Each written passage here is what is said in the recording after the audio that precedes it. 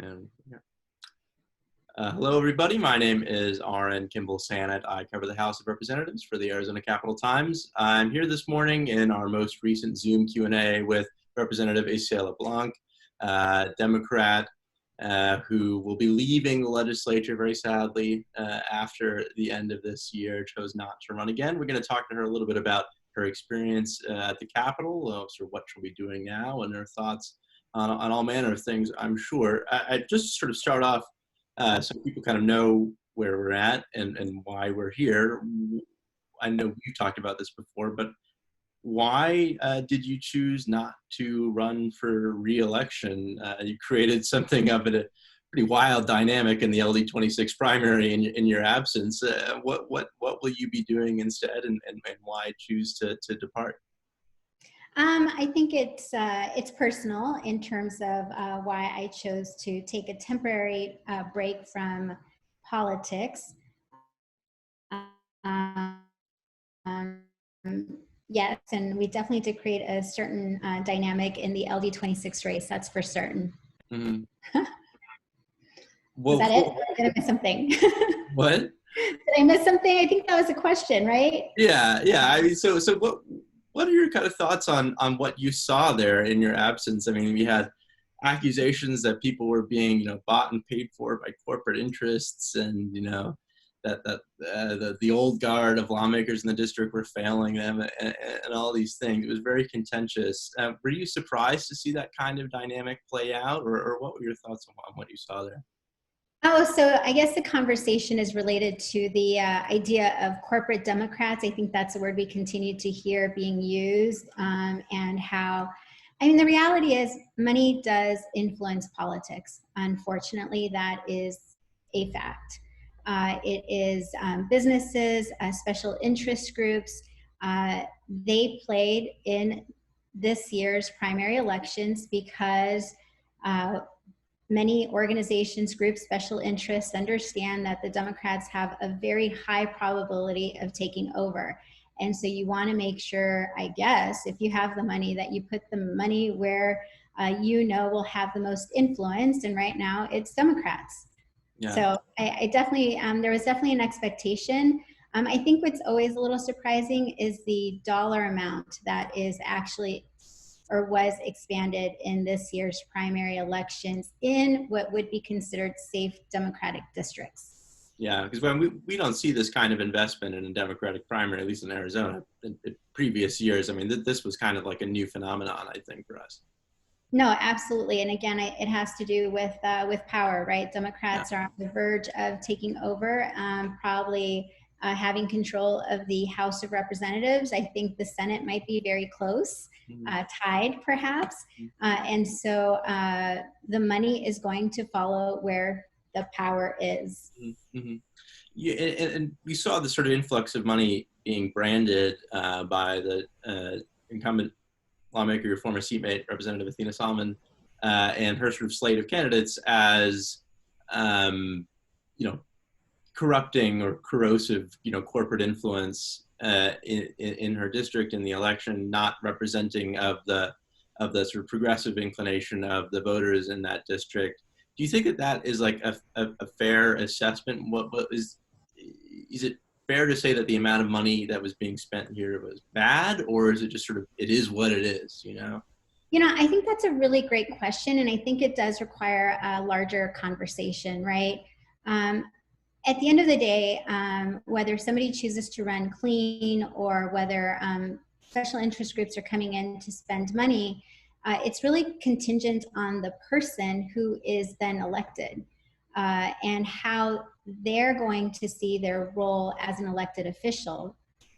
Because whether you're a Democrat or Republican, you're always going to have certain groups that are going to push you in a certain way. And I think at the end of the day, it's really based on how strong of a foundation does an individual have? And more importantly, are they willing to actually legislate for the betterment of all Arizonans, and especially, our community, LD26, of course, I'm always focused on LD26, but I think sometimes as elected officials, we have to ask really tougher questions And at the end of the day, policy requires, elected officials to be critical thinkers, and that's missing, I think. It requires different groups to come together. So when we talk about money, money is always going to influence politics. That's why I think we need to get money out of politics. Whether you're a clean elections candidate or a traditional candidate, you're always going to be influenced by money or groups to some degree. The question is, how strong of an individual and how truly of an independent thinker are you in willing to make decisions that might be incredibly tough, but more importantly, in the long term, better for Arizona? Mm-hmm. I think there's this perception that House Democratic leadership or some of the progressives in the caucus are unwilling or disinterested in meeting with business groups, business interests, whatever, and that this is why they had to spend all this money on these challengers to these incumbents. Do you think that from your time in the legislature, do you think that that's a fair assessment? Were Democrats too closed off to some of these stakeholders, or is that perception faulty? It's so interesting. I've actually had this conversation with a few interest groups that may not align with my views to some degree. I always met with people, and my door was always open.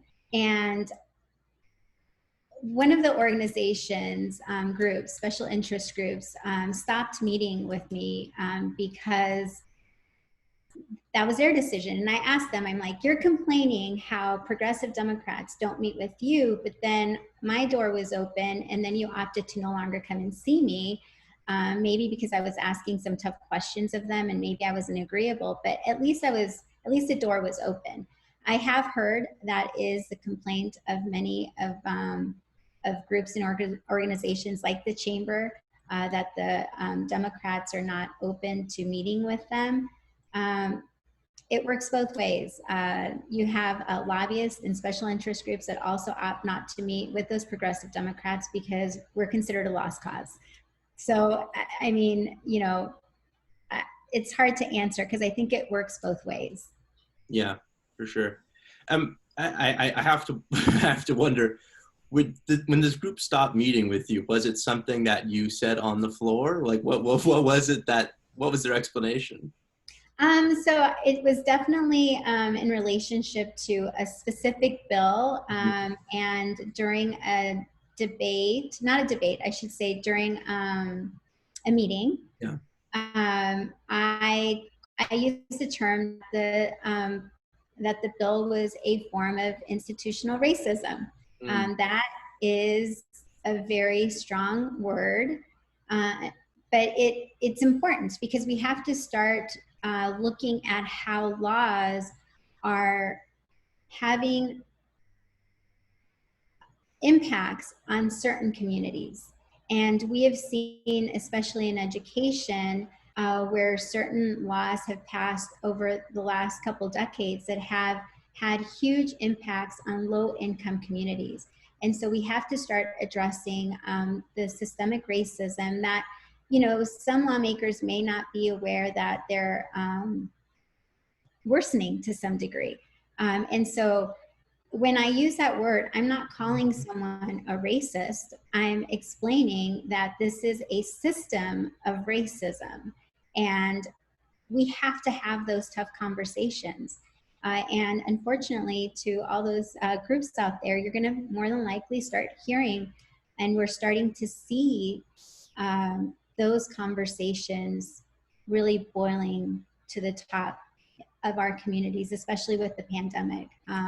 Anyway, but yeah. And we're going to hear more of those kinds of conversations at the legislature if the Democrats are in the majority. I mean, it would seem, there's progressives in a lot of key places in the caucus, including in leadership, people who are not afraid to have these kind of conversations and are not afraid to, kind of play tough with stakeholders who might be more conservative than them. So it'll be interesting to see how things go next year. I think we might be shocked too. I actually think that the next 2 years, the Democrats are going to have to be very thoughtful about the type of policies they implement. Oh. And they're not going to be able to come in, if let's say the progressive side, speaking as a progressive, takes over, that progressive side isn't going to be able to come in and start vastly changing laws as quickly as we'd like. Of course, I'd like to see the changes like happen overnight.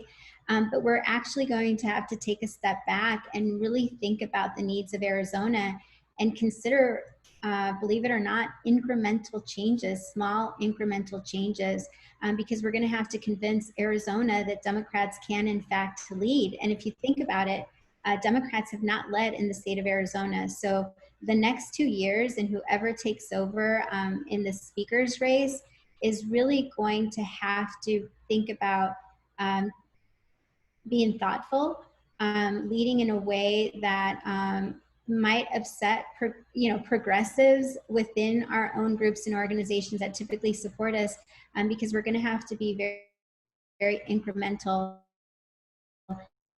in terms of the types of policies that we look at. Mm-hmm.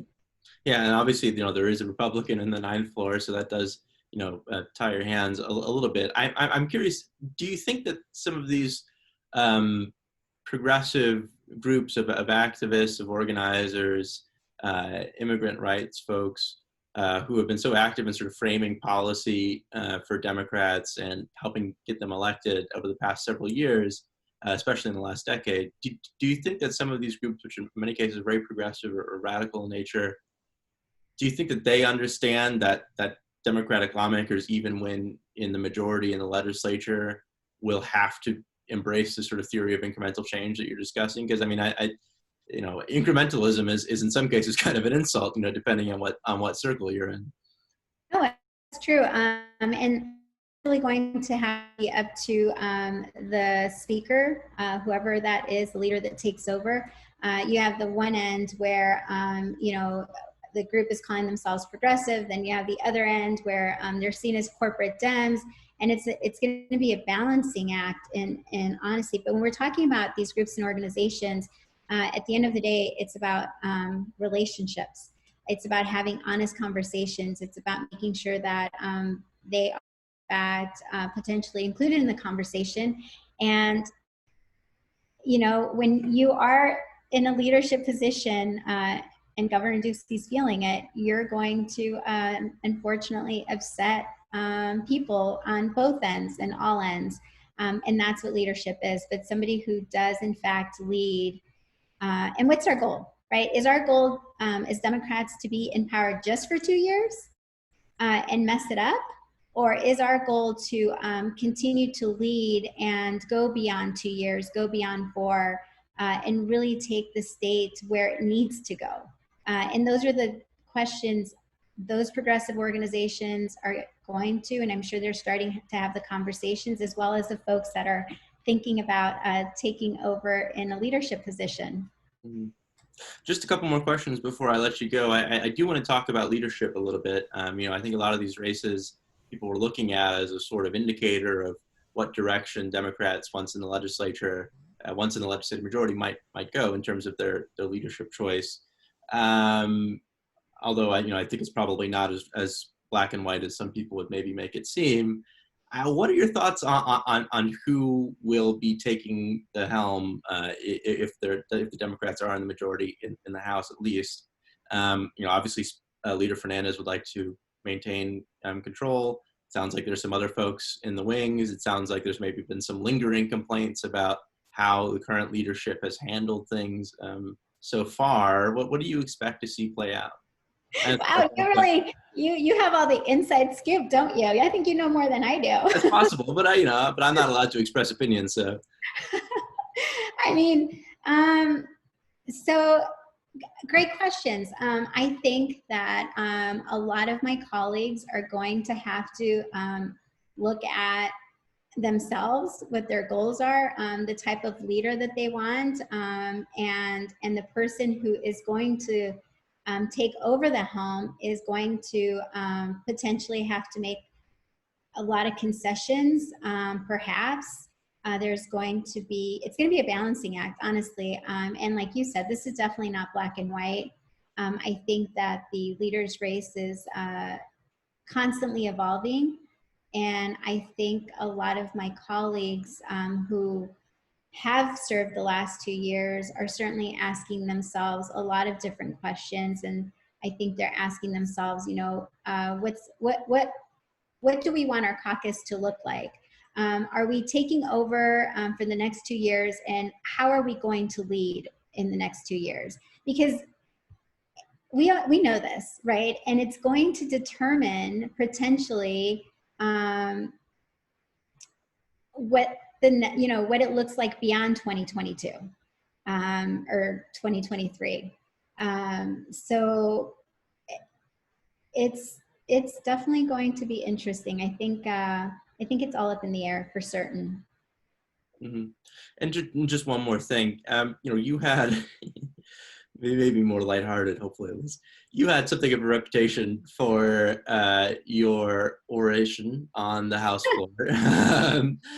It tended to be long, occasionally quite critical, and I think you kind of relished in the opportunity to go toe-to-toe with some of your colleagues on the floor, although this didn't always go over well with TJ Shope or whoever was in the chair at the time. Any of the Republicans, really. Any of the Republicans, really. What was your, and I think that there was like a rhyme and reason to what you said. I don't think that you were just there talking just to hear yourself talk, to be clear. But I am curious, what was your sort of strategy, in the last year or so as you sort of built this reputation for your floor speeches?